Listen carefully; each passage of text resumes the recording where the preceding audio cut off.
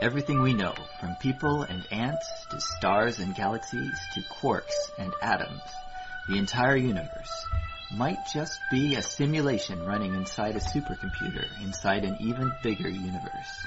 Ancient philosophers said that the universe is a dream that we're waiting to wake up from. In this dream world of the imagination, anything is possible.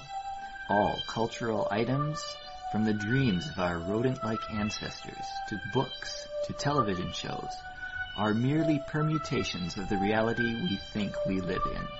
Today's age of computers and video games places simulations at the center of our cultural consciousness. A select group of us perform simulations for fun and profit, and we call them games, role-playing and otherwise. We live to run simulations. Join us on the Simulationist podcast as we explore our culture of simulations. Hello and welcome to another episode of the Simulationist podcast. I am Josh Treleaven and today is December the 23rd. Merry Christmas. Christmas Eve. Yes, Christmas Eve. This is episode iteration number 16 of the Simulationist. And with me is Ryan Kirkby. Hello, Ryan. Adio out there. Okay, so hey, how are you doing? That's not too bad. Conspiracy thought for you though. Yeah. The ultimate conspiracy thought. Now, hopefully there's no young kids listening to this. If there is, get them to, not listen for a couple minutes or skip ahead. Okay, young kids, don't listen to this next bit. We all know Santa Claus isn't real, right? Ah, Santa Claus. But we portray him as real to, the kids of the world. Correct? Yeah, absolutely. Yep, we do. This is the biggest conspiracy on Earth. The concept of the plan to dupe children into believing this creature, this person, this elf, is real. He actually comes, delivers presents to good boys and girls once a year, and creates a magical time of the year, and it's all wonderful. And how many people are involved? Millions. I would have to say, if you want to go, we'll just say an easy, quick thing, billions, because of it's the Christians plus, the non-Christian friends that don't want to spoil things and wind up looking like bad people for doing so. We'll say at least 1 billion people are in on this conspiracy, or are complicitly a part of it. I don't know if I'd say 1 billion people kind of play this whole Santa Claus thing. Maybe, I guess. I think it might tally up to 1 billion people. But here's the fun thing. Is that once you realize Santa isn't real, you are supposed to keep quiet too. So once you find out about it, you then become part of the conspiracy itself. Every time someone learns the truth, they become a part of the conspiracy, rather than just, the occasional kid that's, I know they're not real. The other kids don't listen to them. It never creates any lasting effect. It hasn't toppled this conspiracy regime.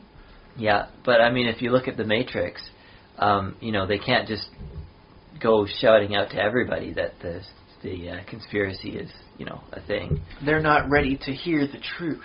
Yeah. They reject it when they hear it unless they're prepared.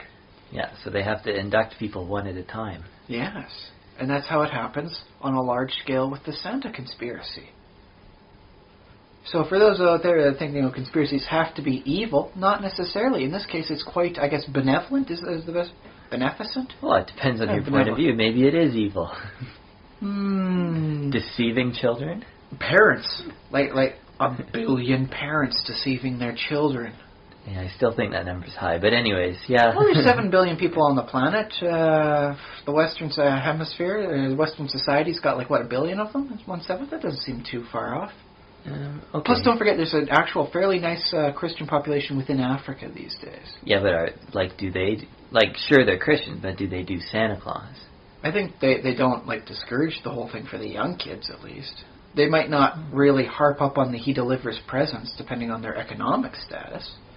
But I'm sure the kids probably watch something here and there, or hear about it in a book, or however they relay their information through the system. Because they have a lot of books, and it depends where you are in Africa, but... just let's not forget, yes, there's horrible areas of poverty there, but it's a very good emerging area, and they have some very nice areas, fully civilized. You don't have to worry about, we don't have television or books. They're not part of the third world there. They got some very nice spots. Well, I hope they do, and in fact, I hope we have listeners there.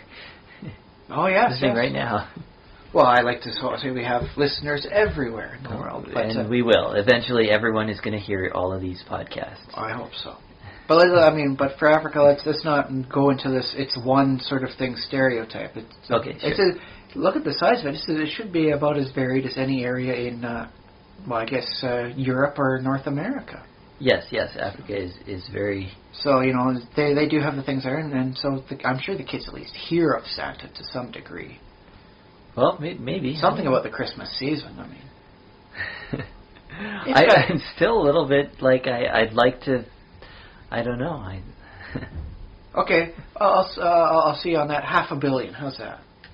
That sounds more likely to me. I mean, yeah, that sounds better. So there's 500 million people still in on this conspiracy. Yeah. Yes. So think about that. It's not a bad conspiracy. Maybe a little odd, I think is the best way to put it, when you look at it from a neutral perspective. But it's not bad. So just those out there who are thinking conspiracy thoughts, not everyone has to be a bad one. Sometimes they can be decent. Yes. For the right purposes, to help engender a good mood, a good time, peaceful kids during an otherwise hectic part of the year. Oh man, I just had a horrible thought. Assuming that you don't believe in religion, each of the major religions are basically conspiracies. I wasn't going to try bringing that up, but I have heard some good arguments stating that if religion is all false, it's not necessarily bad because the proper construct of a person willing out there to smack you for what you did in life once you're dead to keep you in line while you're alive, not that bad while things are still forming for society. Well, okay, yeah, for developing. I mean, whatever. I mean, I don't. Emerging, developing, and still, progressing. Otherwise, let's face it, especially for the Stone Age, Bronze Age, and what age was Christ in? He was Iron. No. Yeah, well, Rome was in the Iron Age, wasn't it? Yeah, and it was the Romans that put him up on the cross. So, okay, we'll say Iron Age. So back when we were all still figuring out what civilization really qualifies as, religion, whether it from the heart or as a message of control to give over the masses, not necessarily bad because it keeps you from killing people as soon as you get angry. Because it's like, you can evade, yes, the centurions, but can you evade the all-seeing eye of the Lord? Yeah, well, I think we might have to leave that topic alone because I think there's an opposite argument to be made for that religion has had people sure they don't do bad stuff that the religion tells them not to do, but then their religion tells them to do other bad stuff. And it's okay to do this to this kind of person because they are not one of you. Yeah, usually involving members who are not of people who are not members of your own society. The other, as it is, I think, in the grander sense. There's that. On the other hand, I would like to put maybe a pin in this personally for an idea campaign where the priests, or the clerics in the party find out that the entire religion is a sham. The God doesn't exist, never existed. Where are they getting their power from? What's going on? Who created it? I think there's some deep, fun things going on that you could do in that sort of thing. So. Yeah, that'd be a cool thing. I don't know if I would have the energy to create sort through, such an epic sort of scope style. Yeah, to fill out all the little rabbit trails and everything. But on the other hand, that's why I say we'll put a pin in this sort of thing. If some of the listeners out there want to chime in with some easy-to-work ideas, the next thing you know, bam, here's a basic outline for a wonderful campaign story anyone can include.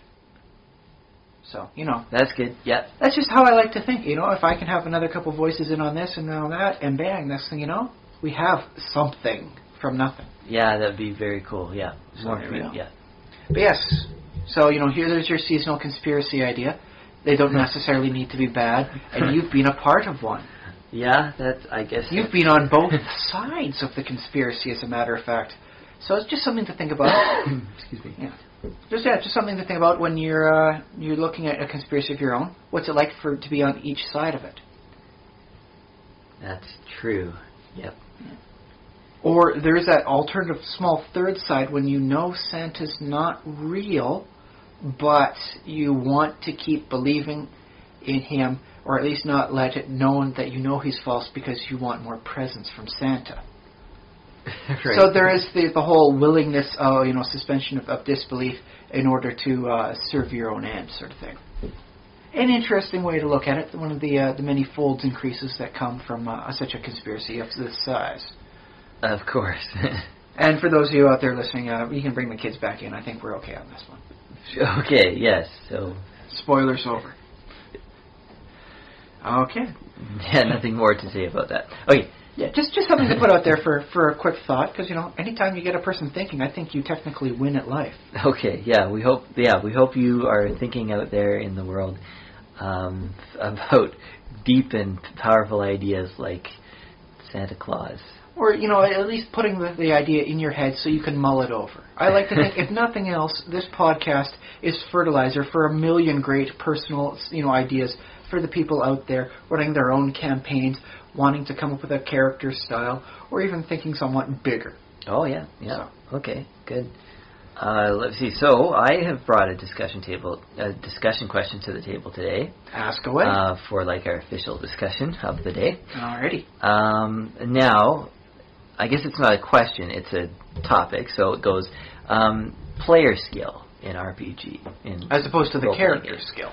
Yes, as opposed to the character skill, the player skill. Now, what kind of role should the skill... okay, I'm asking a question now. What kind of role should the skill of the player have in the overall outcome of the game?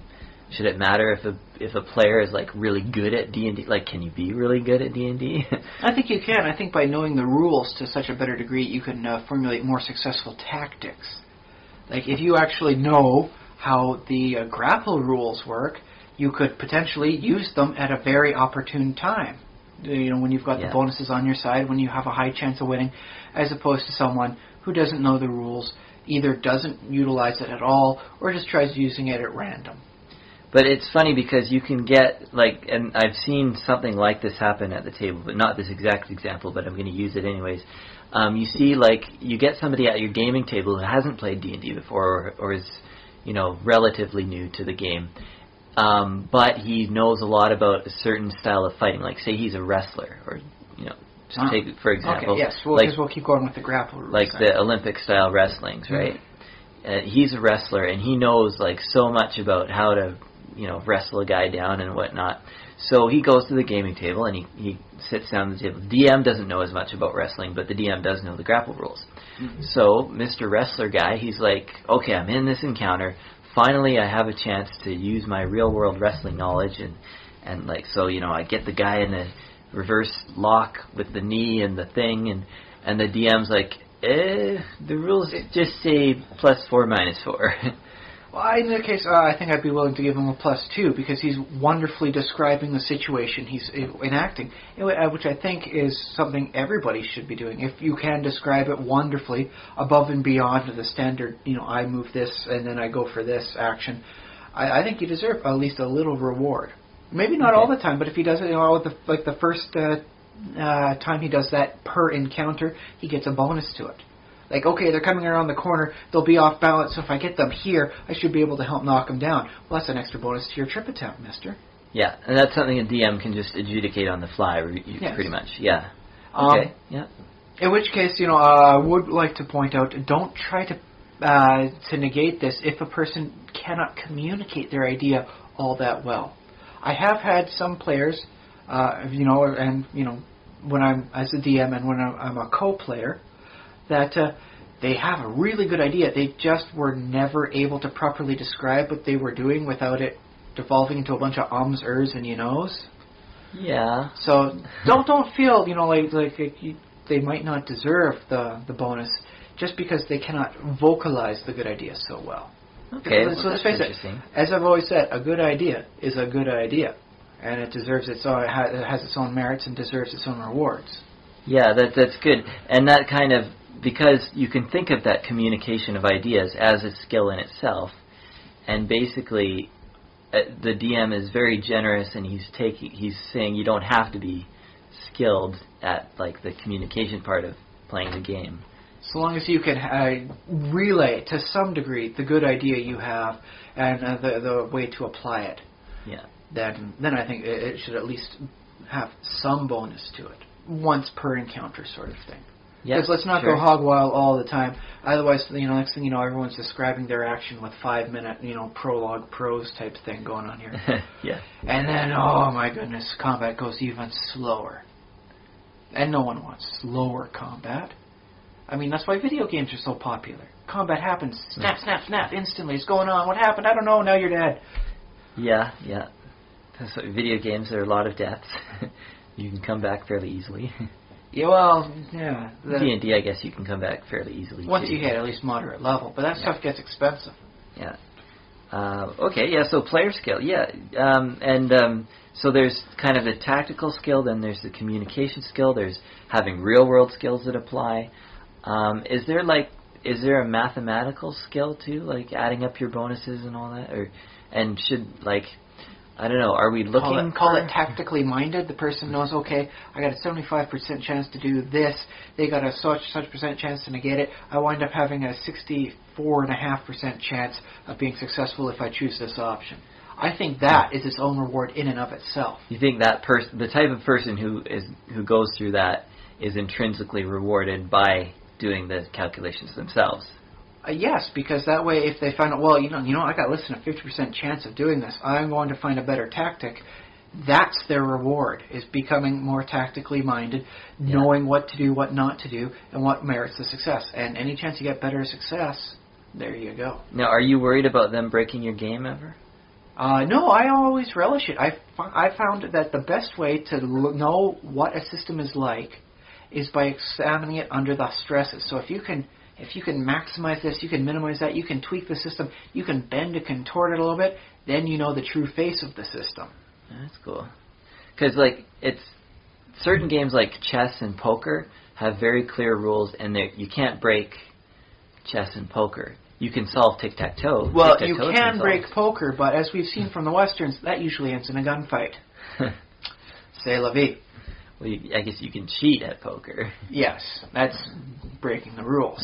You could cheat at chess, too. But I'm saying, you can't exploit some combo in chess or poker. I've got one black queen and one red queen, which equals to a +2 modifier. I knock your ace out of the hole, and you're down a card. You no longer have pocket aces. Ha And you Oh, I would love to see that on one of those poker championships. Imagine if in chess, every time you took a piece, that gave you a bonus move. So, is that... You could say that the more in-depth knowledge of the rules allows you further stuff, like castling, getting a rook en passant, and other tactics. I've known people that have played chess, and they've known chess for years, but they didn't know if you got a pawn to the other side, it becomes one of whatever you want. Okay. Oh, beside another king, of course. Yeah. And so in which case the knowledge of the rules can be said to be, being better at it. Did you know the rules for en passant? Capturing a rook as it's moving and passing? A pawn, yeah. Yes, a pawn, yes. When it moves 2 squares, if you have another pawn that takes the square where it would have been if it had only gone 1, you catch it en passant. Yeah. In passing, as the French is. I've never actually used it in a game. No, it's incredibly obscure and very hard to do. Yeah. You should get bonus points if you do it. I think you get intimidation points if you manage to pull that off. It's oh my god, I never even saw that move. Is that legitimate? Oh my, this is a real pro here, man. I guess so, yeah. Then again, if you can also pull off the queen's, the foolish queen? What's the name of that one? Where you end the game in 4 moves. They move the pawns in the wrong way, and then the queen, and all of a sudden, you're in. Well, I was thinking that too. Chess does have some exploits that are, because I remember being young and learning about this 5 or 7 move checkmate. Everything has to go perfectly, but if you do it, and if the other person is not expecting it, it's instant win. You win every time. And it's oh my god, how did they do that? They just, what? Checkmate? We just started. Yeah. So, you can say that's its own sort of thing. Because I will admit, I played against a much better opponent once. They got me in 7 moves. I still would not want to play against that person. They scare me. They played me like a master plays a fiddle. Like Darth Fiddler down in the Victoria main area. Find him online, folks. He's a great person. He deserves all your praise and tips. So I got played like he plays the fiddle, man. Oh, yeah. Yeah. And so your response was, I'm never playing this game again. No, I am playing the game, not against him, though. Oh, that's too bad that, if somebody's that much better than you, that's the response. But I guess, what else are you going to... Well, I'd have to make sure. I'd have to sit down and play chess nightly. Or, alternatively, find a ringer to play for me. A friend of my dad, he was able to play the old electronic chess games. He said, "What pieces do you want left on the board when I checkmate him?" You could tell him what you want, and he'd get that for the solution. Wow. He knew the system. He knew the AI that well. Oh, I see. That's intimidation too. Yeah, I'll say. But I guess do we have a similar thing with D&D? Like, is there such a thing as a player who is so much better than another player that they probably shouldn't be playing together? Well, no, because I think it always helps to have an experienced player with the novices, because the novices come up with some great ideas. They think very much outside the box. Any person who's been playing like one game for a very long time becomes good at it, but they start thinking in the system only. You get someone who hasn't played it, they come up with a wonderful, fantastic ideas, things that no one else has considered, not even the DM, and it's just... it's wonderful, but how do I make it work? And so that's what I like seeing, is the fusion of the experienced player who knows the system and the novice who has the wonderful ideas. It's like left brain, right brain coming together for a brainstorm. Oh, yeah. Okay, well, that's good. So provided the player is using the skills to the benefit of the team rather than against the team and only for him or herself. Yeah, that can happen. Yes, because sometimes it ends up like, okay, the adventure's done, we got a lot of gold, but you guys are at like a quarter hit points, so I take you out, all the money's mine. It's happened in some of my campaigns before. The same sort of campaign where they tried playing tag with daggers. Oh, yes, of course. The other aspect of this that I want to ask about, or see if we can explore a little bit too, because we're talking about simulations, and so that includes things other than games. Yes. Is there such? I think there are like video games, but I'm actually want to talk down, about down, left, right, B, select, start. No, wait. Just start. Why do I keep putting select in there? Sorry. What code is that? That's the Konami code. Okay. Films, and novels too. I think there's more novels that are like difficult, and I'm wondering if there's is there a film or a novel that you have to be kind of skilled as a reader to? And I think there is, but I know there's some movies where you have to be skilled as a watcher, like you have to pay attention, and make sure you stick it through to the end. Because I have seen one or two movies where the first hour of it was just, this is so dull, this has no point, it's not progressing, what is going on? And all of a sudden there's a twist ending, and it's like, oh God, it was all there in front of me the entire time, I didn't see it. If this really was a conspiracy or a big thing happening, I would have been totally duped. There's no way I can talk myself out of that one. I would have seen it coming. It was bam, got you. Yeah. So that one did require the patience to actually sit through until the reveal came.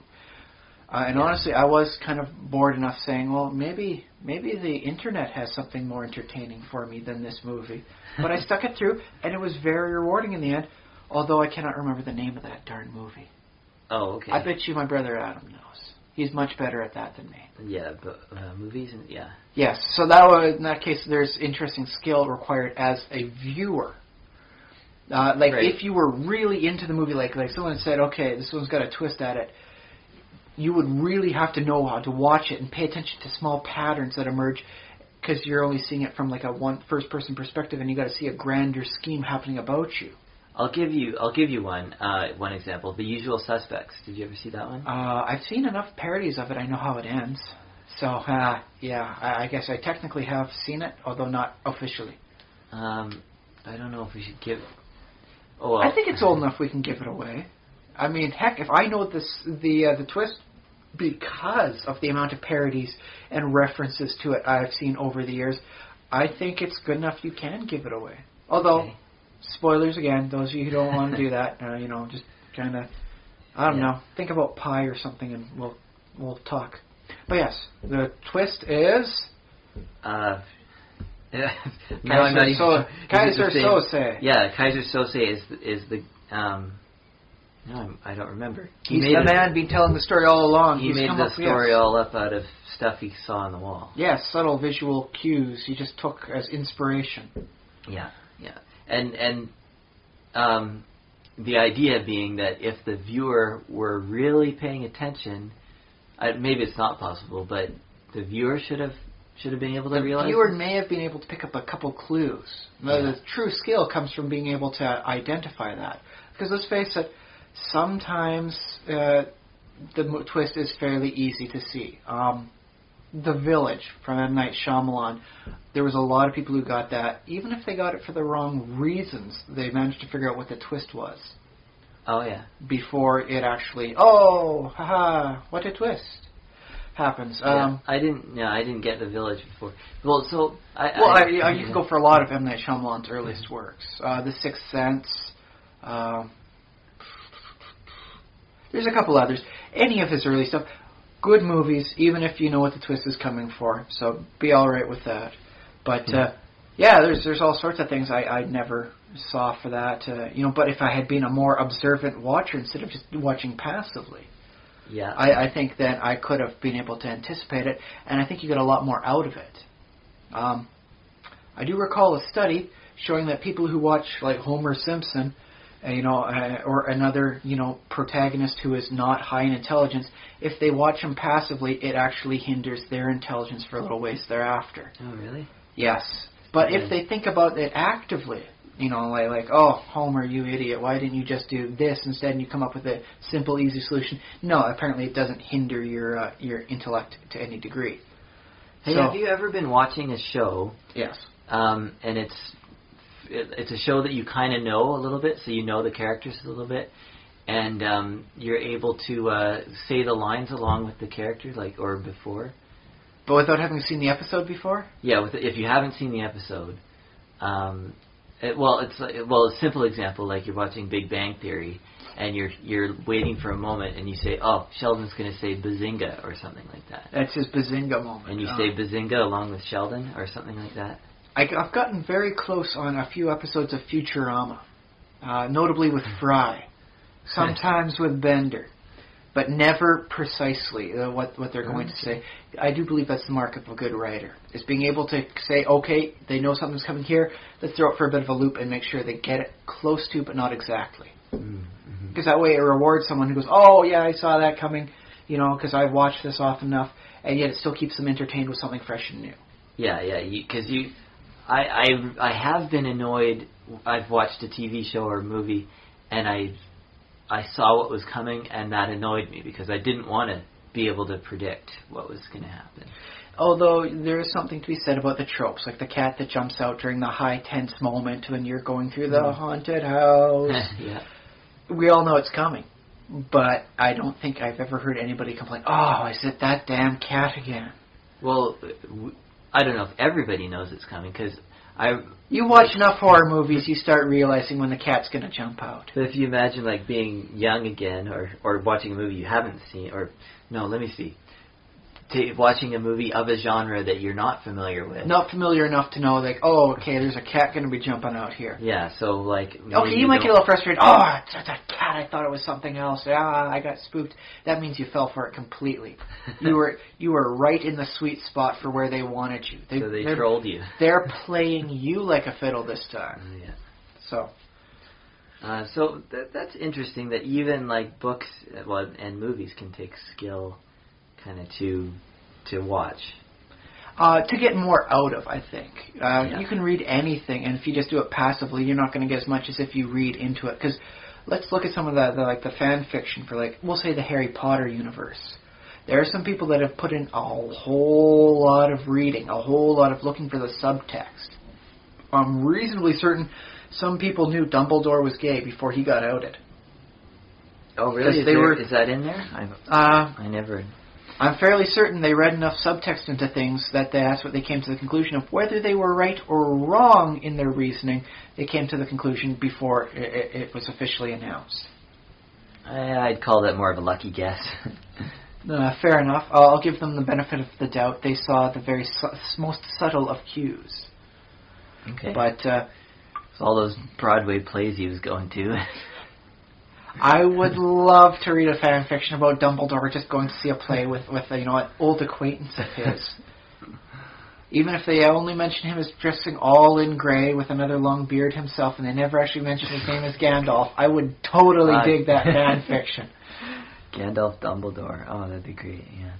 I've heard them rap against each other. Honestly, I think they would work better, in cahoots, so to speak. Well, they are both good guys, technically. Or is Dumbledore a good guy? Dumbledore's a good guy, but I'm not sure if Gandalf technically qualifies as a good guy because he was, actually equivalent to an angel. So does he qualify as a good guy or just a good messenger of the holy word? Oh, well, I thought that was kind of the definition of a good guy would be that he, basically came from God.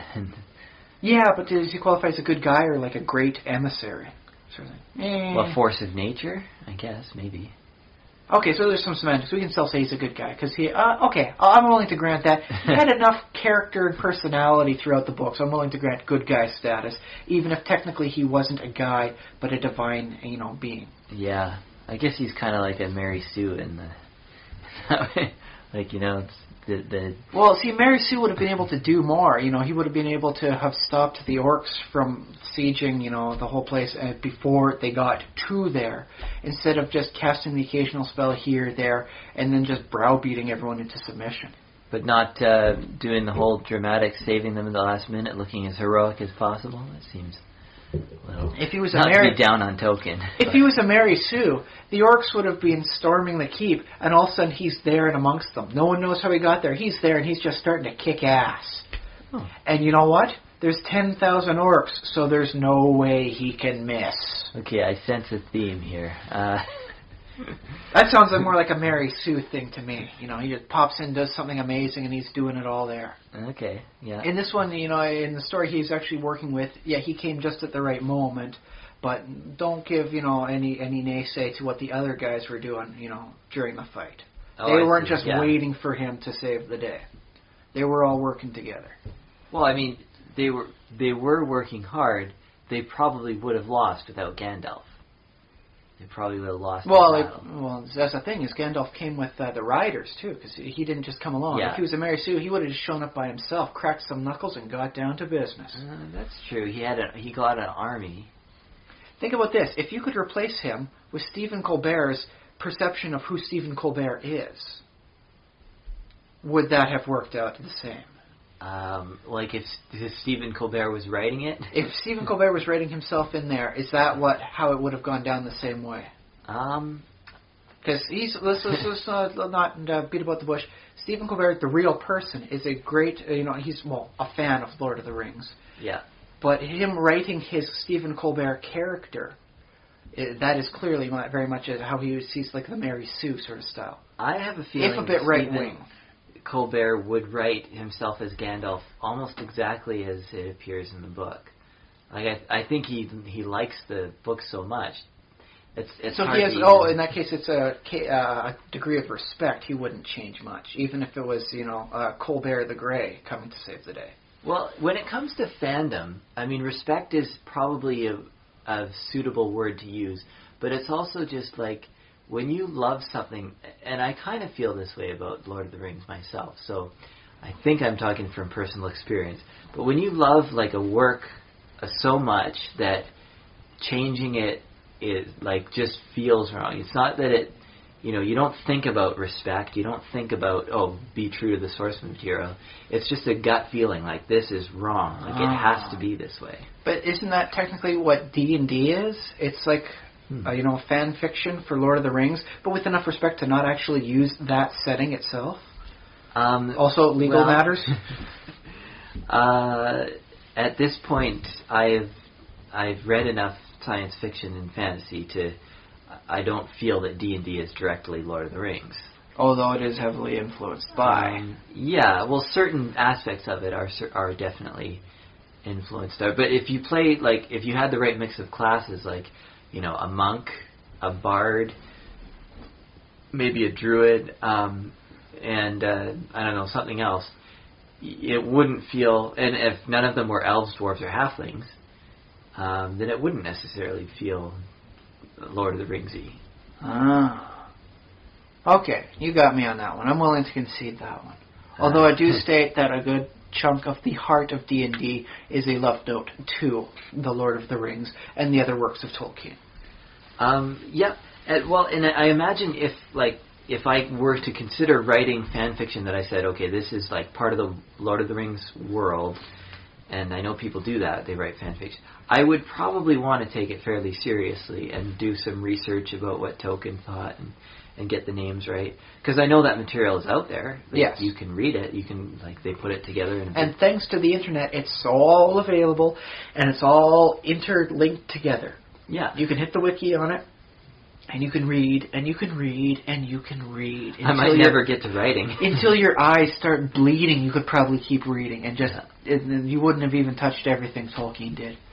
Yeah. Okay. But yes, back to the more main point. Okay. For novels and movies, I do believe being an active watcher and consciously paying attention to what you're doing instead of just looking at it passively rewards the person for that. Yeah. In multiple ways, as we've discussed. I think so. But then when you're creating, you kind of create for two kinds of people. You create for those people who are very interested, but you kind of also have to hold the hands of the people who are... We'll call them the popcorn crowd? Sure. They're in it for the popcorn and soda as much as they are for the movie.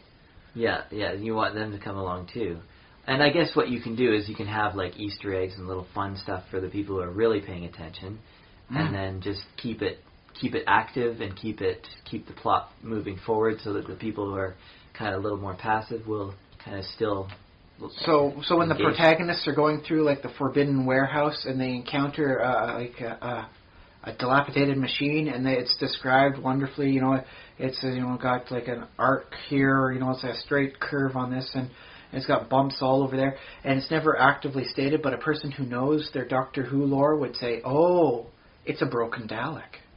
Ooh, okay. So so the little Easter eggs like that rewards the more all-encompassing fan.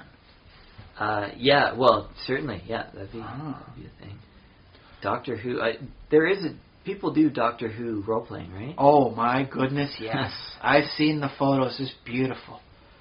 If you can get it's 11 doctors together, that's hard to do, because most people either go for like the Tom Baker 4th Doctor or the more new series with the last 9, 10, and 11.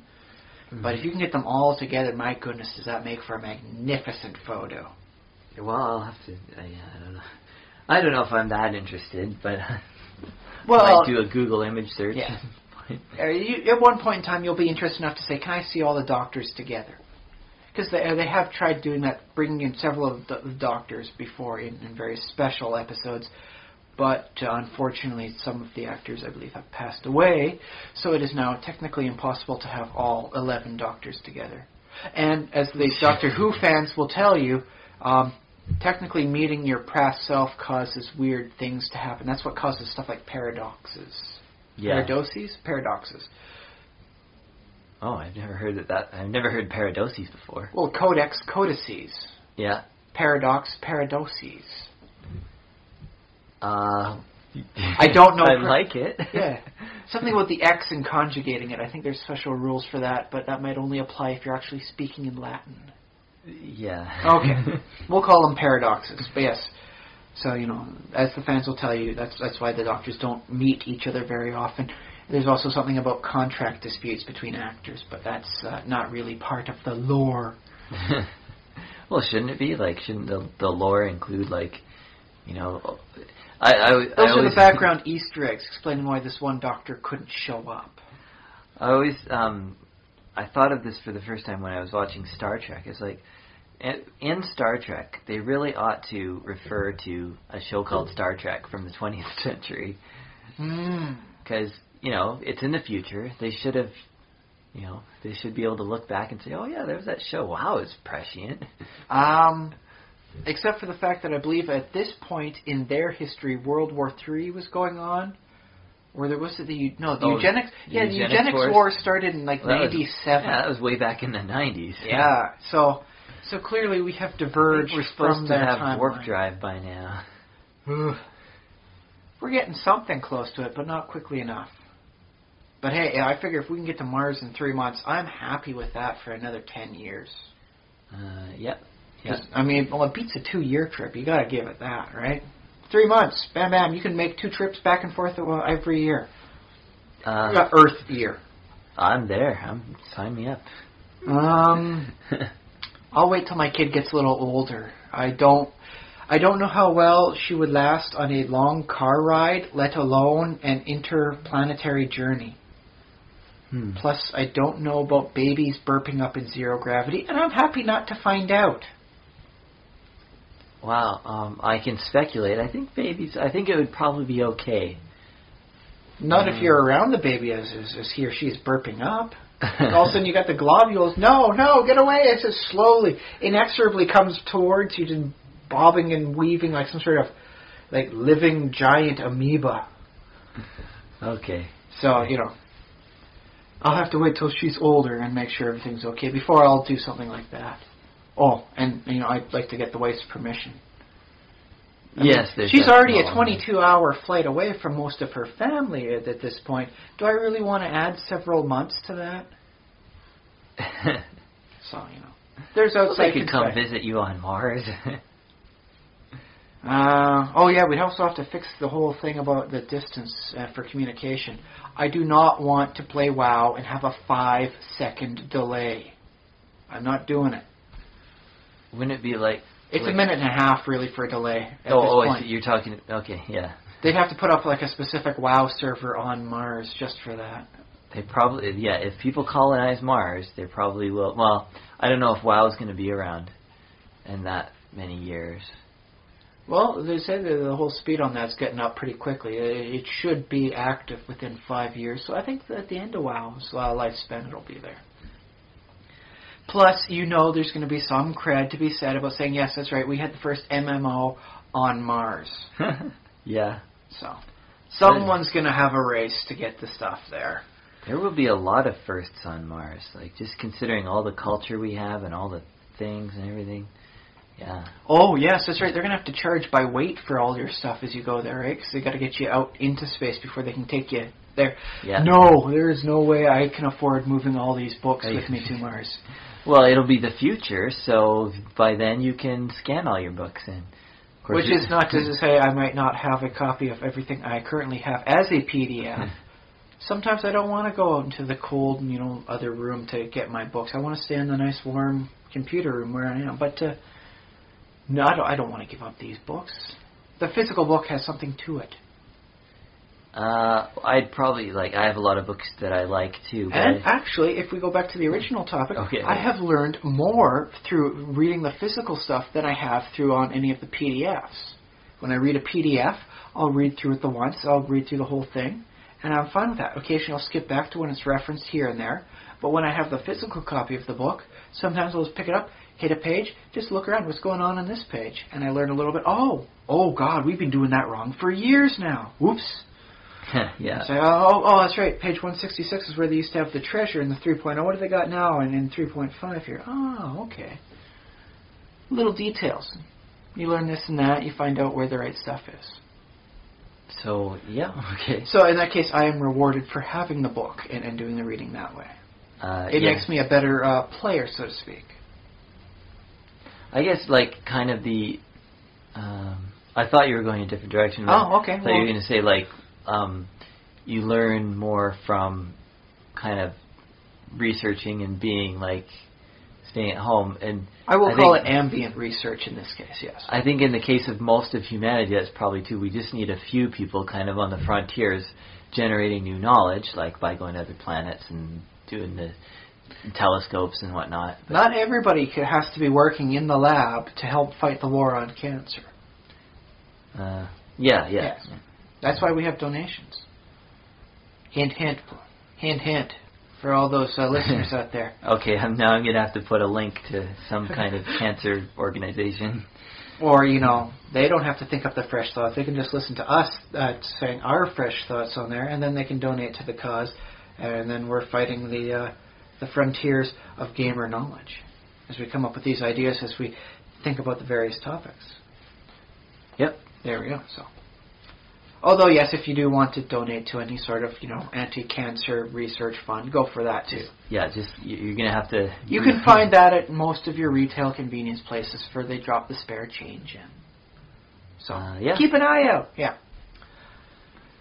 But yeah, so I think, okay, for this topic,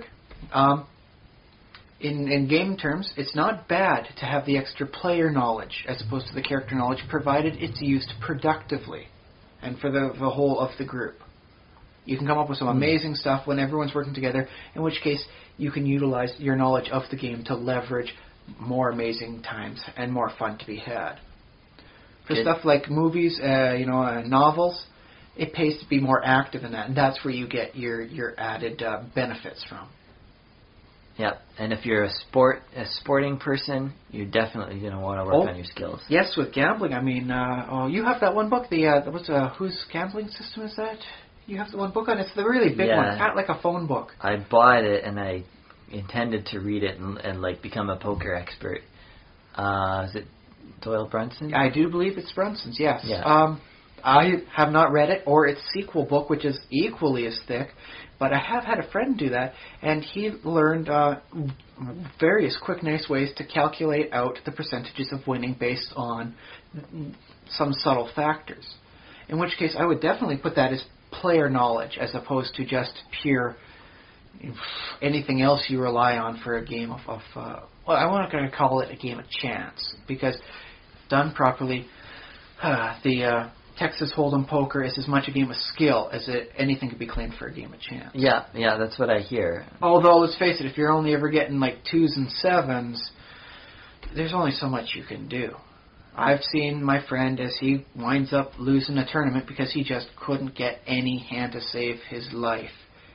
Really? Because, if you get a 2 and a 7, you're just down your ante. And if that sort of thing happens, 2s and 7s, 3s and 8s sort of thing, at the best you can get is like a pair of 4s. You wind up having, you have so much of an uphill battle, it's almost impossible. You would have to be a true world champion to be able to bluff yourself up to winning without having any good hands. Well, okay, I guess so. Well, that's the thing, is in something like in the Texas Hold'em sort of style, with a good hand, you can test out and see people's reactions when you bet more aggressively.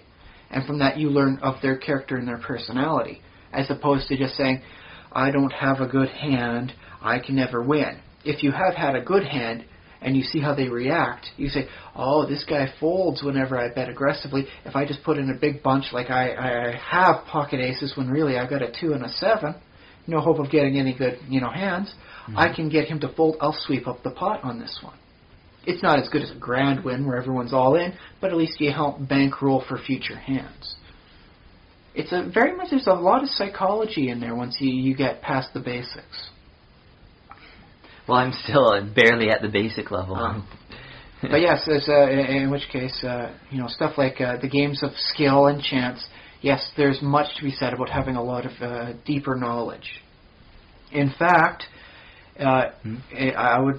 officially, all the places in Vegas recommend that you know this stuff. And they'll even give you, the basic hands for, which hand beats this, so you have just enough knowledge to lose all your money. Unofficially, they kind of hope you're just stupid enough to do that. You're smart enough to think you know what you're doing, but not really. And that probably is the case with most of the people. That is their, I'm willing to bet that's their unofficial line. They're hoping that everybody's that way, and they're okay with a few good players, but not a whole lot of them, and don't try and, really win too much from the house. Try and get it from the other players at the table. It's funny how, a casino is kind of the opposite of a movie theater. Because, a movie theater makes all its money off of popcorn and the food, right? The movie Whereas theater. if you're doing at least halfway decent at poker or something like that, they'll comp you for the food to keep you at the table longer. That's right. In a casino, they basically give away the food. So that would be the equivalent of, instead of playing a movie on there, what if instead that's where they just played television? The longer you're in the theater watching the television programs, the more you have to wind up paying. So they'll comp you for the food, they'll comp you for this, anything to keep you in your seat longer. Yeah, well, if you're plugging your... It's like a pay-per-view type thing. If you are paying somehow, which I don't know how they would, like, it might just be a casino. Okay, but yes. Maybe a video arcade. They Yes, that would be great. If you're doing a video arcade, definitely comp the people that are staying in there a while. You know, if they seem like they're the kind of person investing money, get them some pop. Get them something with some caffeine in there. Get them something, some sugar. Get them some donuts. Then they're hyper. They're not thinking much of, oh, I need the bus ride home, you know, so I got to keep this $250. Nope, they spend it all, and congratulations, you're out some cheap pop and some cheap donuts, and ha-ha, the house wins again. I suppose, well, Also, video arcade makes the kind of money that slot machines make, but yeah. Not yet. Just wait till they hit that one genre that winds up being the equivalent of a one-armed bandit. Don't know what genre it is, otherwise I'd be pioneering it myself, but... There is a genre. It's called gambling. Yes, but we want something that's all ages friendly. Okay. Something you can get little kids to, say, like, Dad, give me $10, I want to go in and do this. No kid says, Dad, give me $10, I'm feeling lucky tonight. I'm going to win big. But I wonder if, like, arcades, I don't know if they're viable anymore, because even on the ferry, people have their own, like, their DSs and their PSPs. And I don't see as many people going in and playing the video games. I think that's because they need to innovate. They need to make it more something like, if you could get, okay, we'll say the Xbox has a system, right? You get, like, gamer points and rewards for the more you do. Mm-hmm. Yeah, they do that. If you had, like, a gamer code you could put in so that the more you're playing on the arcades on the ferry between, the island and the mainland, you get some points for doing this sort of thing, that would take off, wouldn't it? Yeah, it might work. Yeah. And, if they were to connect all the scores up so that, all these arcades within North America showed the highest scores, and you could put more than just 3 letters for your winning name, put your actual name in there. Wouldn't it be worthwhile to put in that extra quarter because, you're only 100,000 points away from getting on the high scoreboard? Maybe. I don't know. I'm sure you could get people for it. As sure as you have to, remind people not to gamble away all their money, you can get the person who wants the achievement of getting on the board. They take the snapshot, doesn't matter if they lose it, they got that, that's their reward. Yeah, and that's what I'm talking, like skill, arcade games. You talk about skill in Well, especially with the classic arcade games, because technically there was no win condition. Yeah. It just got faster and faster and harder until you die. Just like life and all its intended consequences. Wait, faster and fast? Well, I guess, time goes faster. Either time goes faster or you start slowing down. Or you slow down, yeah, the world goes faster, sure. That's how the classic video games are, and that's how, by golly, it should be. That's how I know I'm playing WoW right. I keep playing it until the monsters are moving faster, and everything keeps getting harder until I keep dying. That's what I know. Oh, there we go. That's the end of WoW for me right now. I've won, in my own sense. Oh, yeah, okay. Yeah, I can't progress past here. That's my end. That's my final quarter, so to speak. Yeah. Until the next expansion, in which case, it shifts.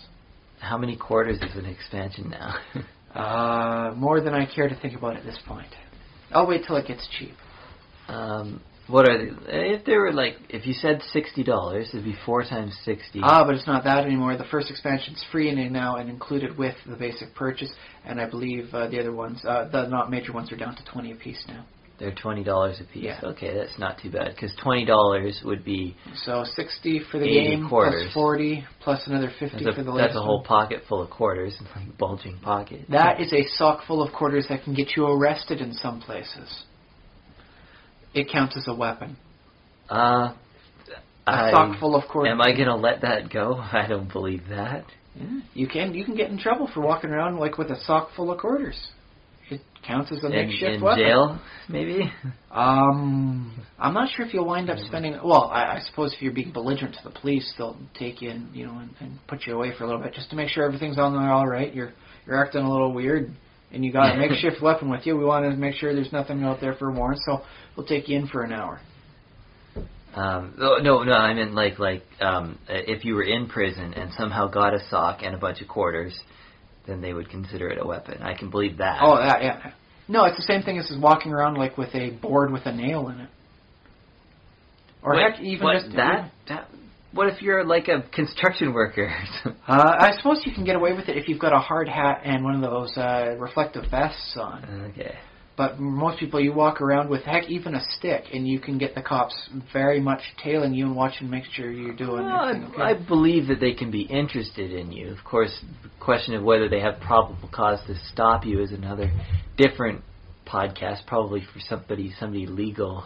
So it also might make for an interesting topic, the legalities of a fantasy setting, because how often does your warrior with his half-dozen weapons go into a town and not get requested to peace bond the items up? Think about it. And wait, the warrior, like, often in a D&D world, you ignore that, so it doesn't happen. He just goes back to town, everyone goes to the tavern, gets drunk, has fun. Yeah. But in reality, if you were a town guard, would you let the guy with a half-dozen weapons, and he's coated in blood, and he looks like he spent like a week underground killing things, would you want to let him just walk straight into town without bundling up the weapons and peace bonding them so that they're not immediately capable of offensive action? Depends what kind of town I was living in. If it's like kind of rough and tumble Wild I was West. thinking a human sort of settlement, in the heart of society. But I suppose if it's in a frontier town or like a half-orc, sort of place. Okay, maybe I can see that. But if it's like civilized and like lawns and arcade. No, what's the? I was thinking like pseudo, medieval in the sense of like ye old London. London, yeah, well... Oh. Okay, there were some bad areas in London. Which London? Like, what era?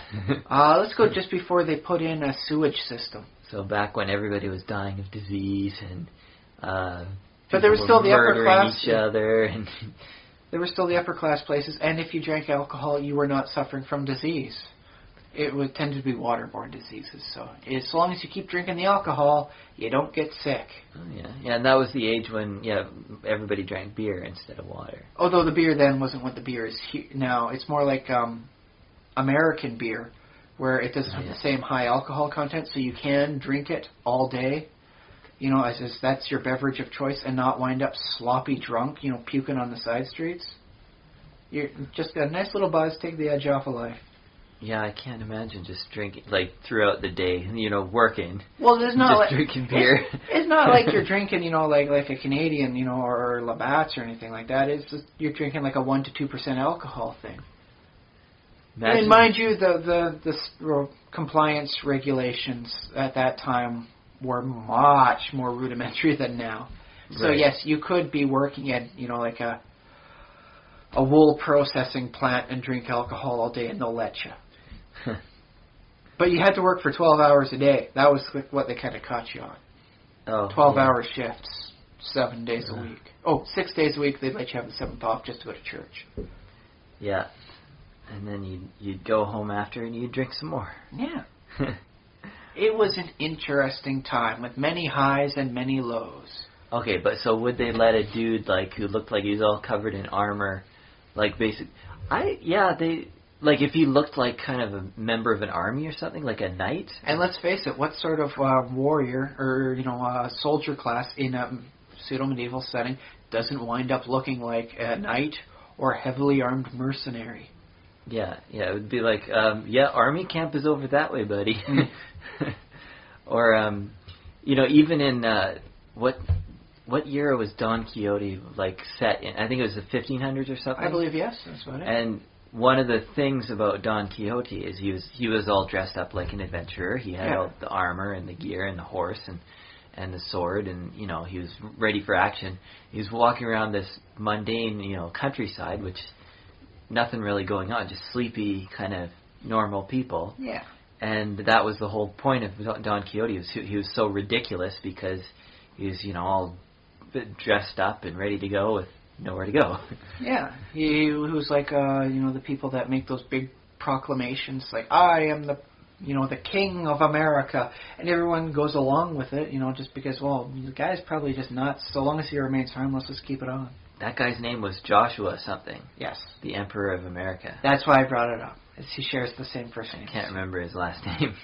Just call him King Josh. King Joshua. Emperor Joshua the First. I guess that makes me the second. Well, I think you have to be at least of royal descent or usurp the throne. Well, how did he get it? He just declared himself. Why can't I? Because he's already declared himself. And is he still alive? I think he's still alive in San Fran. Would he be? I don't even know how old that story is, but no. We can maybe link to that. I think there's at least one person proclaiming themselves emperor right now of America. You may have to duel. There's probably like one in every state, just every crazy there person. You go. Now, if we ever get famous enough, you can do an America tour, and then you do like a small tourney with all of these various emperors, and see how many of the titles you can combine together. So what are we, like a tourney, as in they fight each other? Well, it'd be mock combat. We'll get you some Nerf swords and shields and some nice protective headgear, and have at her. A Halo tournament. How about that? Okay, we could work it out if the other guy participates that way too. We're not going to do anything with like duels with pistols or actual maces and flails or anything like that. Just in case you guys out there are listening, those are our restrictions. Yeah, but I am officially declaring myself Emperor of the World, so there's that. Okay, you may have to get more public support. That's always what matters. There's an interesting campaign hook for you. What if everybody suddenly decides, no, you're not the king, and then the king just is like powerless all of a sudden? That can happen. Like his rival, like we'll say his younger brother, who was otherwise never going to hit the throne, or we'll put that off somewhere. He's like a second cousin, so he's far removed from the throne. He just says, I'm learning magic, and then just starts putting out these mass enchantment spells where nobody obeys the king. They no longer accept him as their lord and sovereign. Well, if the king is not a total idiot, which that's a big if. Let's face it, he's living in a world where people can toss fireball spells around. A lot of the kings I've seen are pretty stupid. They have very little magical protection, and only every so often do they actually have a magical vizier trying to help them. Yeah, so the king, I was going to say the king would, kind of see these things happen, because you can't, it would be an epic level spell to enchant everybody at once. Or it could just be a bunch of subtly, properly placed, smaller spells. Well, but the point of do it in small waves in the local area, then once he's out. Doesn't matter if the rest of the kingdom thinks it. He's being ousted through a very miraculous and bloodless coup, which might actually gain her some decent support for the other guy. Yeah, but I'm saying it's going to take some doing, because the king will have his own people who are kind of loyal to him. Not once the spell takes hold. Well, if the spell is affecting some people first before other people, then it might be that the other people notice beforehand, and they notice that, that guy's acting really weird, So it could be a very interesting campaign for people that don't want to go into a high fighting sort of style. A lot of subterfuge, a lot of properly timed actions. The players hear word of what's going on before it happens, and then they've got to race to get to the proper points and stop the people from casting the spells. Yeah, it's your political intrigue kind of. Well, arcano-political intrigue. Yeah. So, I think it would be you can't just say, I would. This is how I would do it. I think it's it would take some planning, and you think about it. So we can expand this. The guy who's going to be taking over the throne, or at least installing his own puppet ruler into there, isn't just the one guy. He's the head of a secret organization that's working towards this is their grand goal. And once they get who they want to become king, they're all going to wind up getting good jobs, good pay, getting extra land stuffs, titles. They get what they want. They're in the good. That's their conspiracy theory. That's what they're working for behind in the shadows of the game world. It's like the what are they? Jacobins or Jacobites? I think Jacobin. No, Jacobites. In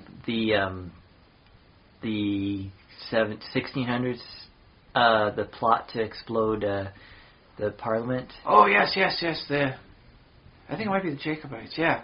Yeah. With the whole Guy Fawkes thing. Yeah, Guy Fawkes was one of them because they wanted a different.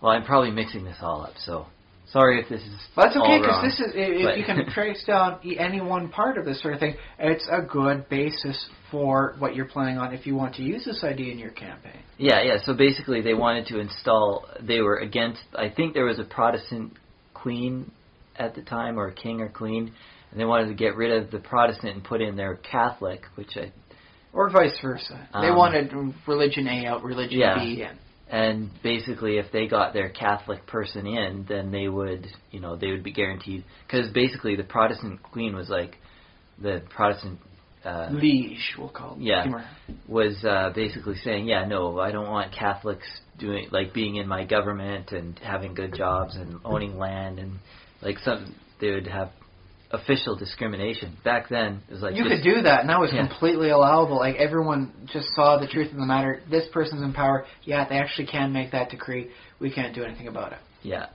And then, of course, the people who were out of power was like, hey, you can't... Oh, I guess... And so they would... I guess we are going to do something about it. And that's when they start finding out, hey, a barrel of TNT could really solve a lot of our problems if properly applied. Yeah, and I don't know what... Yeah, I might be confusing my plots because blowing up Parliament was what they intended to do, but I don't see how that would depose a queen or a king, but maybe they also meant to kill the monarch at the same time. So if they got rid of enough of the people that are supporting the leader, then they could potentially sway the tide then. And I suppose even if they didn't kill anybody, they could they could ride the tide of fear about the whole thing. Yeah, probably. And so, properly applied, almost every which way they could have done it to their advantage, except for exactly how horrible everything in the end went, where they all wound up blowing it on pretty much every front, if I'm not mistaken. Yeah. They blew everything but the TNT. And that's something to also, I guess, for the purposes of making campaigns and stuff, is that, throughout history, people have come up with some crazy plots and ideas that never would have worked. But don't hesitate to throw that sort of stuff in and let the players stop it anyways, because that's fun times, man. Don't do it all the time, otherwise it seems like they're in a campaign setting of idiots. But that's what I think the real world kind of was, is a campaign setting full of, even still is. The planet Earth is a campaign setting full of idiots. Well, it beats that one story in the Bible where we're actually a town full of assholes. If you'll allow me to work blue. Do you remember that one? So the guy has a wonderful wedding feast, but he sends out the invites. No one comes, so he tries to get people from town. No one comes, so he gets anybody who can come. Yeah, and then they all show up there. And he says, okay, I've got these wonderful robes for you to put on for the whole thing. And they won't even wear the robes to go into the banquet and have the feast. And then, it turns out this whole thing, is like a metaphor. The banquet was heaven, and the town full of is earth. Surprisingly apt description for humanity as a whole, especially throughout most points of history. But yeah, you don't necessarily want a campaign of idiots for your D&D campaign, because then the players lead to, it doesn't matter. They're just going to do something stupid if I don't kill them and take their money right now. That could happen, yeah. Yeah, if there's one thing I've learned, it's players will find a way to rationalize all sorts of brutality. And if you show them that everyone else in the setting is an idiot, they won't hesitate to let the monsters rampage and then collect the loot that the monsters looted from the townsfolk and not give it back. That's unfortunate, because if you look at history that way, you'd be like, yeah, Genghis Khan. It's like, he kind of, he's doing the right thing, because all those people, they weren't that kid. They're all idiots. Well, yeah. And I think in a lot of cases... So in that case, Genghis Khan was a player character? That'd be great. He used some very interesting tactics to take things over, Definitely evil. He definitely knew the rules about fighting while on horseback. Yeah, he had all that down. And he had a lot of, he was very politically savvy. Well, he had that fine, wonderful line between politically savvy and politically brutal. Yeah. So it's like, either I will marry you and our tribes will become one, or I put your heads on pikes. And you know, show the other tribes that maybe they should marry into with me. So he had that wonderful mix that plays out very well throughout history, up until recently. I don't know if that still applies. I'm happy not to test out the theory, though. Well, I often wonder, could a barbarian kingdom arise? Basically, I don't know what it would be like. It would be like a drug gang or maybe the Treleaven or something like that. But maybe like pirates off the coast of some sort of seafaring nation. Pirates off of Somalia or something like My that. goodness, there are pirates off of Somalia. But they don't seem to be working as a cohesive group. Yeah, no. They need their own Genghis Khan or Attila the Hun. Can you imagine that? If in the next 50 years, if the developed countries kind of don't continue to support and keep the war, trying to keep things civilized in places where it's getting a little crumbly, it needs a little bit of plaster and grout to fix things up. If you'll allow me to use a bit of a metaphor for that. Yeah. You fix civilization where it crumbles. And a barbarian king arose and conquered the world. Well, I'm not sure conquered the world, but at least pestered the outskirts of society. Well, Genghis Khan, he conquered the world. Well, yes, but let's face it, that happened before we had fun things like planes. How well does the barbarian lord fare against an F-15? How well does he fare against the stealth bombers? I guess it would have to be after a few years and those things. Well, I don't see the U.S. winding down their the defense spending anytime soon, but I'm thinking... Although they could really stand to curtail it just a bit, and they could get all sorts of revenue in, and they could do those. They could prevent so much problem with that. But doesn't seem likely. For better or for worse, it doesn't seem likely. Yeah. But, or what if the barbarians somehow managed to carve off a division or something of another country's air force or something? Oh, so they take the stuff and then just loot the planes and run away, and then they take it back to their barbarian capital citadel with, whatever it has, the landing strips on it. Yeah. See, I'm planning how to become the emperor of the world here. Quite nice. Which is an interesting tactic to use, too, for D&D. If you ever want invading barbarians, it's not just take the gold. You take the good weapons. You take the spell books. You take the good quality stuff. You take the alchemist fire, because, the things you can do with some alchemist fire. You could even, if you can manage it, capture their artisans and craftsmen. Oh, yes. You could. Actually, that plays in decently with some stuff they've had on, pseudo-Roman slavery, where it doesn't necessarily mean you're a peasant slave. You can be a high artisan slave. Still make a decent life for yourself, but don't get any illusions. You are owned. So, yeah. Yes, it could be that the orcs decide, you know what? We want good stuff, so we're going to steal it, and then we're going to steal the people that make the good stuff, and they'll make the good stuff for us, so we don't even have to learn. That's a very good, interesting twist on a plot. Also, it gives something nice for the PCs to rescue. It's oh yes, we saw them doing heroic deeds slaying orcs as they were freeing us. They are truly freedom fighters. So, don't hesitate to throw that stuff in there, too. That's good. That's primo stuff. Good campaign ideas. Yes. And that's really what I think the heart is about here for anyone who's D&D minded. It works well for books. If you're writing a screenplay, I think that could work well, too. Because, you put Keanu Reeves as the guy freeing the slaves from this risen barbarian thing in the 20 minutes into the future sort of style movie. I would watch the heck out of that. Yeah. Provided I can, make my way to the movie theater without, worries about the kid. Actually, come to think of it, Planet of the Apes had a very, very similar idea. The most recent one. The remake, yes. Because, the apes basically started with nothing and they take over the world, right? Yes, that's right. The monkeys basically had nothing, and they started taking stuff from the peoples, the humans. And then once the tide goes in their favor, it all just keeps going. But it also explains why they weren't able to keep the civilization up, because they were taking the artisans, but once they got rid of all the artisans and they're not making any new ones, society doesn't stay at the high edge it's used to. Yep. Very interesting. I like this. I may have to, make a mental note for this. Put a pin in that. There's a good campaign idea. Nation versus barbarians stealing skilled laborers. Oh, yeah. So, yeah. Yes, very nice. I'm not even sure if we're still on the first topic. Should we attempt another different one? Let me see. Yeah, we have 20 more minutes or so. All right. Anything else you want to talk about for a nice quick little topic? I want to skip that other topic I had. Okay.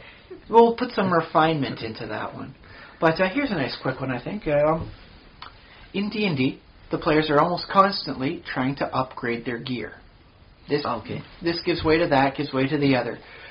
This sword gives way to the other sword. It's never the same item for very long. Sometimes they even have to switch it up, even though it's not their primarily designed or spec'd out weapon.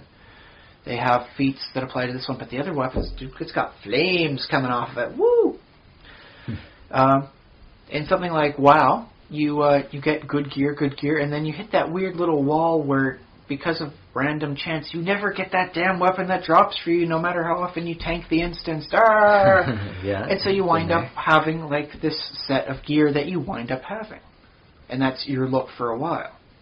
And in novels, you can pretty much go through like an entire trilogy of novels and really not increase, your gear. You're wearing the same clothes you came out with, or at least armor. Hopefully you're changing your clothes between, like novels. At least once a novel. Wash your clothes, change them out. Luke had 2 lightsabers in his entire career for the Star Wars trilogy. Yes. If I'm not mistaken, in the Wheel of Time series, Randall Thor gets his father's sword, which, is pretty much his, and he doesn't need to change that up. He wears fancy clothes sometimes. He wears, poverty-stricken clothes sometimes. Mm-hmm. But by and large, it's the same sort of stuff. Not much changes. Okay. So how often should that sort of thing happen? Should you be seeing in like novels, like, I found a much better item here. This is a mace that glows black with night, even in the brightest day. I'm totally taking that until I find something better. Well, you might get the criticism that this is just like a video game. But not necessarily bad. I mean, video games get 1 million people sometimes, watching their playthroughs on YouTube. Mm-hmm. Can a lot of novelists say, yeah, there's so many read-throughs and people talking about that in my books? Mm-hmm. Sometimes you want to follow the headwaters, as it were.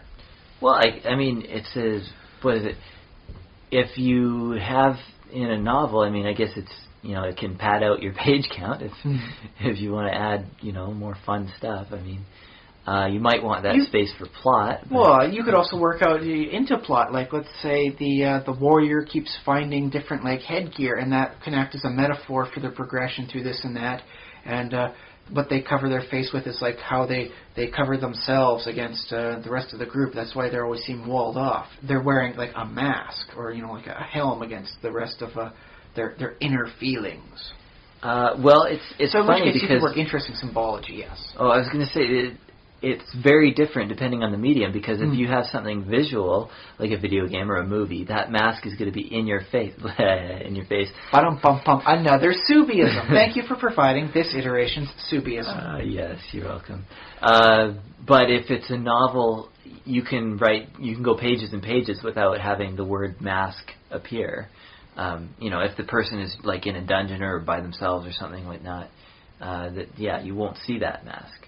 Oh, but then again, you could make a mention of it, sort of thing, like, they're at the tavern at the end, all the gear's off, they peace bonded their weapons, took off the armor, they're in town now. Yeah. And yet it still looks, even though, he's not wearing it, it looks as though the warrior, as he stares into, his mug of ale, he's still wearing, like armor on him. There's nothing showing for his actual emotions. Even he could have been naked and he still would have been fully armored inside. Well, I mean, if you wrote that, I would read it and I would evaluate it. So I might change my mind if I actually saw it.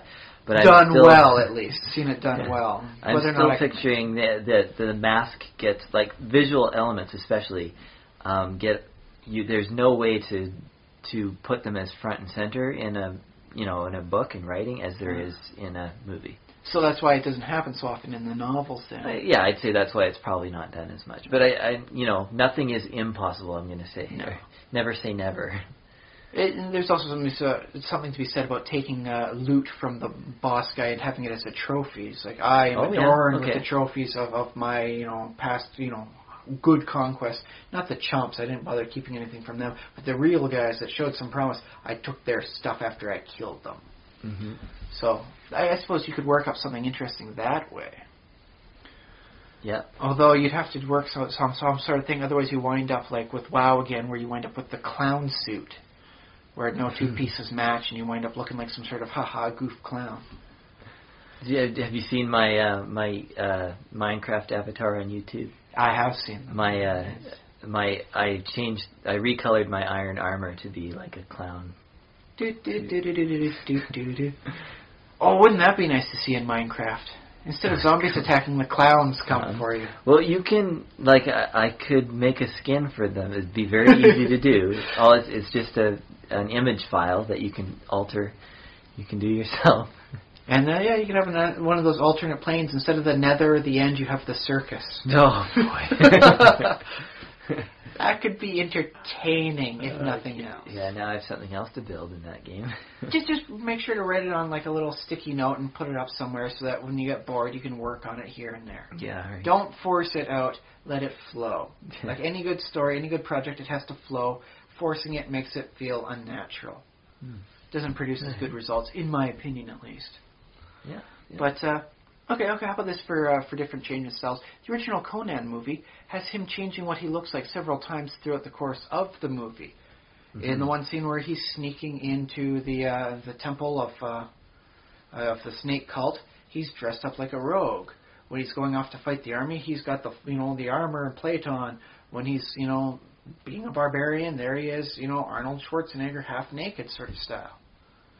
Mm-hmm. So he definitely changes with it too, and he doesn't even care what sort of weapon he has as long as he has a weapon. That's good enough for him. Yeah.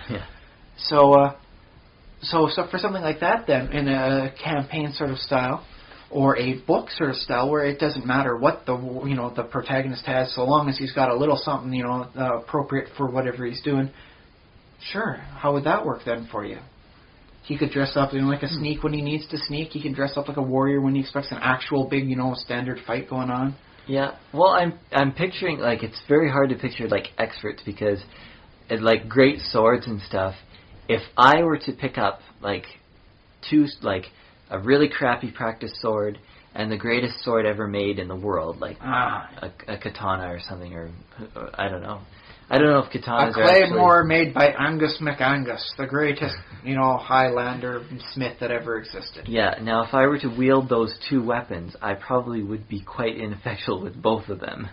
I don't care how many pluses the Angus MacAngus's sword is, it's not going to help me. So you got just that many penalties, eh? Wow. Yeah, I'm at least just not proficient. You're no Conan or even a Riddick, so to speak. Yeah, it'd be cool to learn how to do sword play. I did a little fencing stuff back in the day. We might have to search to find out that. The SCA might have something. For those out there who do want to get into the Society of Creative Anachronisms is a wonderful area to learn how to do stuff like shoot a bow or swing a fake sword around and actually make it look like you know what you're doing rather than just, playing swords and whatnot like kids. Oh, because it's funny that I always thought they looked like they were just playing swords like kids. Well, the people that actually get into it do learn the proper techniques and styles so they can block proper, do this, and actually pull off the moves that you see in the movies. Oh, yeah. To some degree, at least. Because let's face it, not everybody has wireframe attached to them. You can't pull off all the moves you see. Wait, wire, like flying and stuff? Yeah, you jump up on someone else's head as you're fighting, second person. No. That doesn't actually happen. There, you got to follow the laws of physics and realities. Jumping on someone. Didn't they do that in the Lord of the Rings when the hobbits are climbing on top? No, Legolas hops on top of the elephant. The cave. Oh, the elephant and the cave troll, and however. Now everyone's climbing on top of all sorts of stuff. Yeah. Oh, and don't forget Shadow of the Colossus, where you basically had to climb up the giant Colossus and then beat the sensitive spot to death. Oh, It was a wonderful game, very hard, a little bittersweet for the plot. But the basic premise is there are 11, I think it is, giant beasts wandering the land. You have to find them and kill them, but they are so massive. The best you're going to hope to do without climbing on top of them is like chop off their toes, if they have toes. Oh, that sounds so cool. It was cool. I'll try and find a playthrough of it. It's a nice thing. It's okay, Shadow of the Colossus. Yes, and there's probably some real nice wallpaper still out there. Just if you want to see a grand thing to fight, it gives you good visual inspiration. Oh, cool. So there you go. I like monsters, so yes. Yeah. But okay, so then because the more enhanced visual nature though of stuff like video games. Yeah. And to some sense, D&D, and other gaming stuff, more properly allows for the sense of changing up your gear more often? Or would that be because of the stat bonuses, where you throw caution to the wind and say, oh, no, I don't have the look I was iconically wanting, but dude, flaming sword, woo!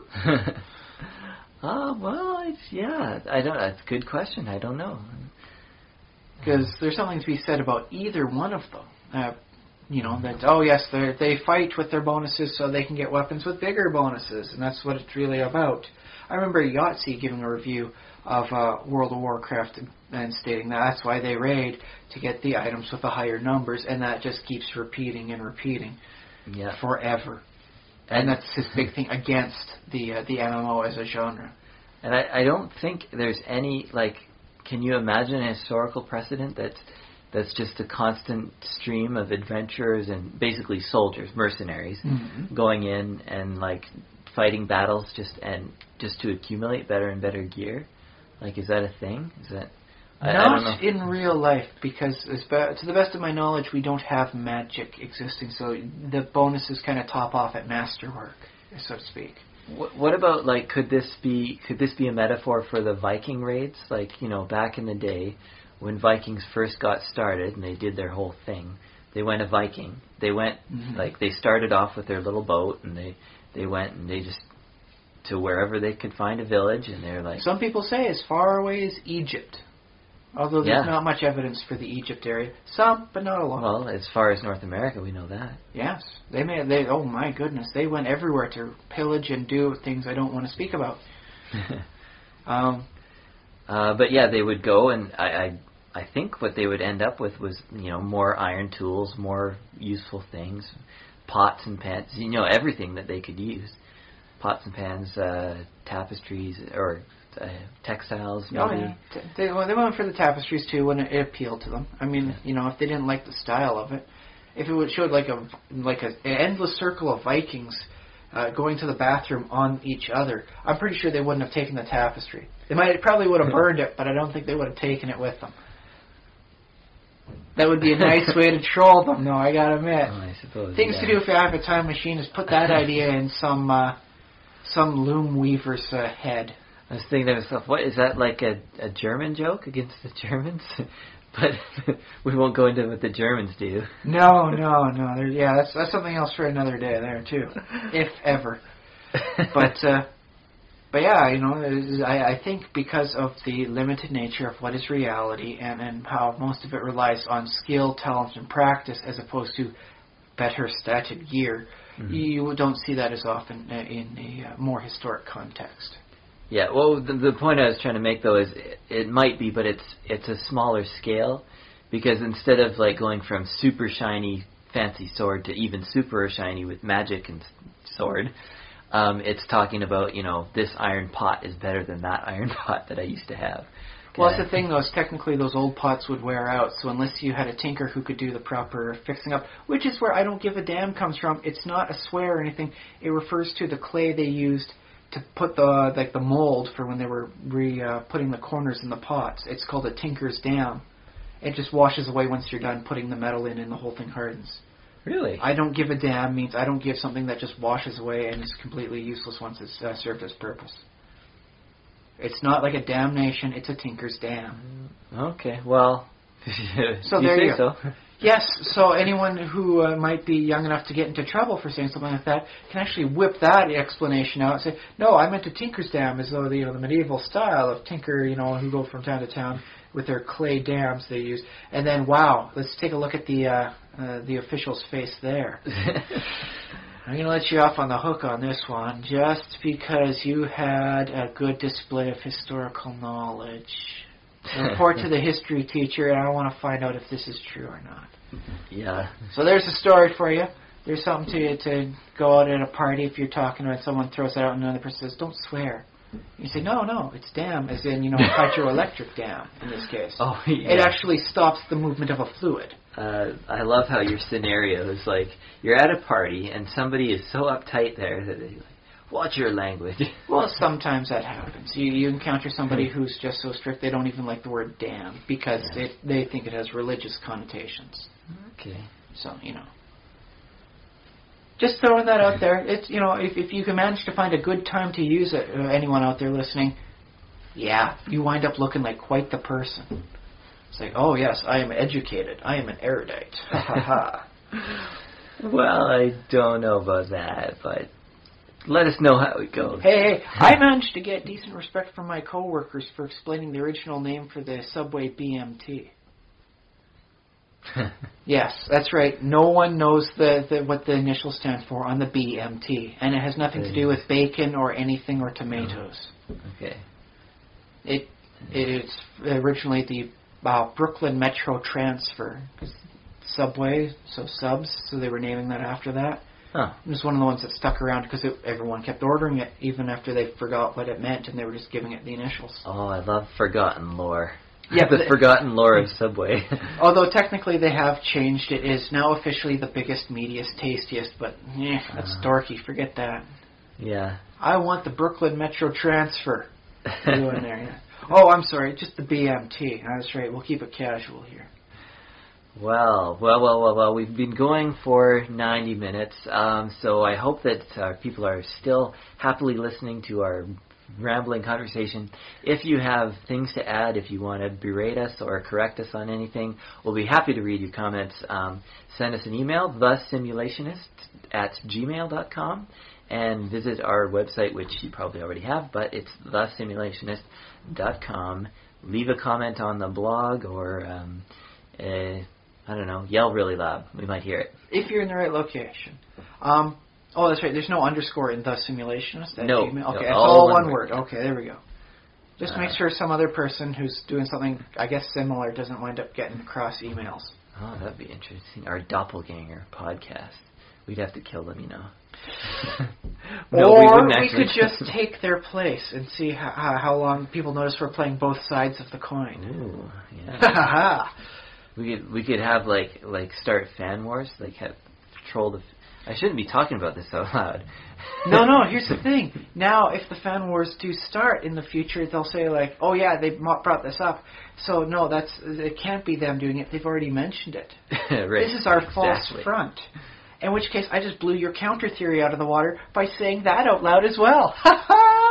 Oh boy, that's a sign that we've been going long enough, I think, for today. That's a good conspiracy theory. We are going to be back again next week. Well, a little bit more than a week, but our usual Tuesday, I believe, again. Yes, we didn't do it this Tuesday because that would have been Christmas, and well, we have lives, we're geeks, but we have lives. So yeah, wrap your head around that one. Okay, thank you all for listening, and goodbye now. Take care out there.